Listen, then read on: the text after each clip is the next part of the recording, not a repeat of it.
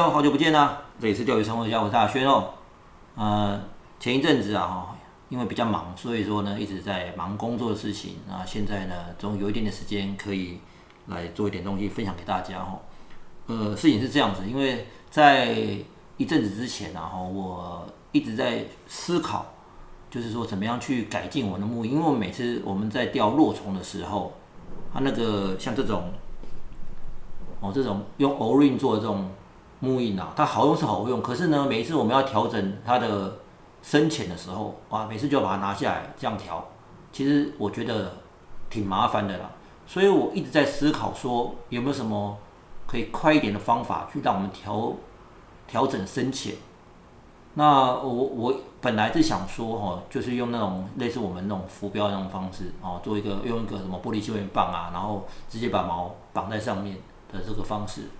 那在一个偶然的机会之下，我看到了日本的一个品牌叫做 River Peak。那这个牌子呢，它里面有一种他们的indicator， 就是这种木印啊所以呢，我就给他买了一个回来。那里面有2个，其实不便宜啦那不过我放在另外包包就不要拿出来。它的概念就是这样，就是说它一样是 O-ring， 这样做好之后呢，然后呢后面呢绑一个玻璃纤维棒，然后再套一个这个我们橡胶的浮标座，这样子一个它这是灵活的东西，它会活动，自由活动，所以它下去的时候其实摆动还蛮自然的在水流上摆动蛮自然的。那这个东西在日本卖其实不便宜啦。那我就想说这个可以自己把它 DIY 一个来试试看。那我自己用过了之后呢，我觉得也蛮好用的，所以我想要在这边分享给你们，让你们可以试试看，钓落虫真的很好用。好，那我们讲一下今天用的工具这个小电钻这个尺随便一把尺就好这个黑色的那个麦克笔、小戳刀、刀片、剪刀那今天用的材料有一个这个 O-ring 做的木印，然后呢尼龙线大概是2.5号以上到4号之间会比较好。然后这个线，我们的绕线器这的线呢一般用60的会比较好。然后呢这个玻璃纤维棒1 mm 的玻璃纤维棒，直径1 mm 的玻璃纤维棒。这个瞬间胶这个介绍了很多次的瞬间胶很好用。那这个玻璃纤维棒去哪里买呢？这种玻璃纤维棒去哪里买呢？你可以去虾皮或者是鱼拓有在卖。我这个在鱼拓买的我没有打广告啦这位鱼拓买的这个好像是80-90块吧，里面有5支可以用很多次啦。那话不多说，我们就开始咯。那首先呢，我们把这个玻璃纤维棒拿出来之后呢，我们量1.5公分的长度，我们量1.5公分长度这样子。好，做个记号，黑黑的记号。好之后呢，我们拿这个小电钻，然后呢把这个插进去，之后呢，把它转紧，对的，把它转紧。好，转紧之后呢，拿刀片，打开来，小心不要割到手。好了，转，我们开始旋转，有没有？然后我们贴着它，我们贴着它 ，OK， 好，剪掉了 ，OK， 那个飞走了，等下再可以拿就好了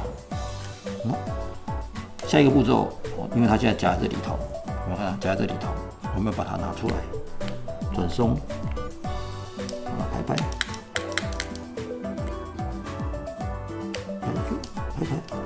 掉出来，就像这样子，做出来一小根，就像这样子。好，但是呢，我们要再把它弄回去。为什么要把它弄回去？因为我们要磨它，就像我们一般的浮标座一样，我们磨它。好，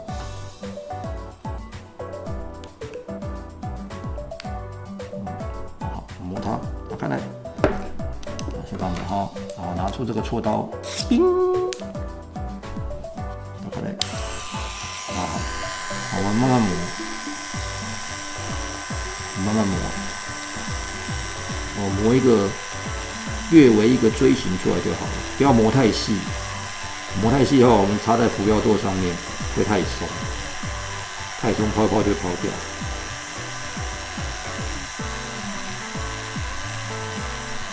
大致上这样就好了。好，磨好之后，看没什么问题，我们再把它松开来。OK， 放旁边，现在用不到了。好，做好的像这样子，就像这样。OK， 那这个锉刀呢？这个。锉刀是这个规格的 ，OK， 下一个步骤呢，就是拿我们这个尼龙线啊，怎么做呢？记得从细的这边捏着，这样子，细的这边给它捏着，捏着之后呢，拿我们这个绕线器，这样捏着然后呢，就像我们在绑钩子一样，1、2、3、4、5，好，绕个5下之后呢，多余的拿剪刀把它剪掉，咔嚓，好，放旁边吧。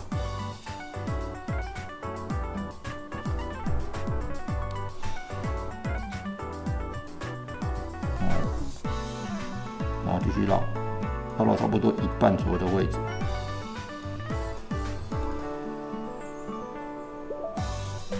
好，这个现在绕差不多一半左右的位置哈。然后呢，我们再把这个套进去，套进去之后，把它拉紧，留一点点小小的空间，这样子，让它能够自由的移动。这样绕紧，然后呢给它转。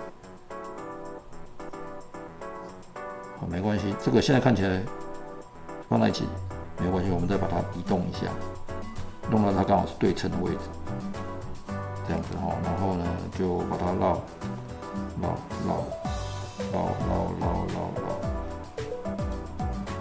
到差不多接近一半左右的位置，好，再把它往前绕，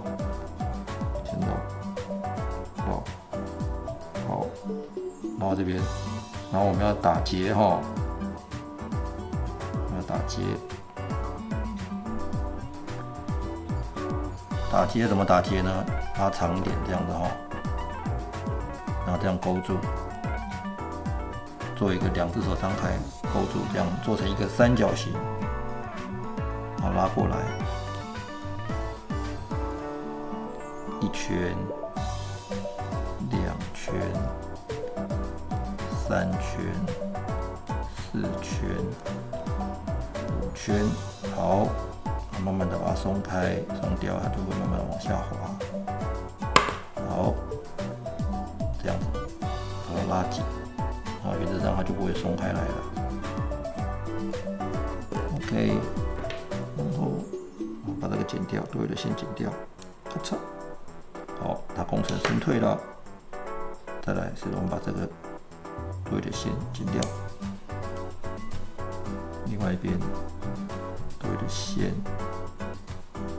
把它剪掉，好，就这样子啦。OK， 看这样就好了哈。然后最后一个步骤很重要，要用这个瞬间胶，用瞬间胶把它固定一下。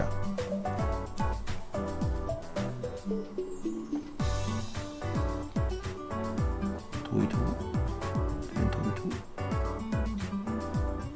，OK， 这样这个就做好啦，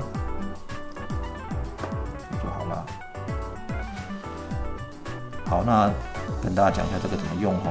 这个因为有瞬间胶的关系，所以先放旁边让它干一下。好，跟大家讲这怎么用。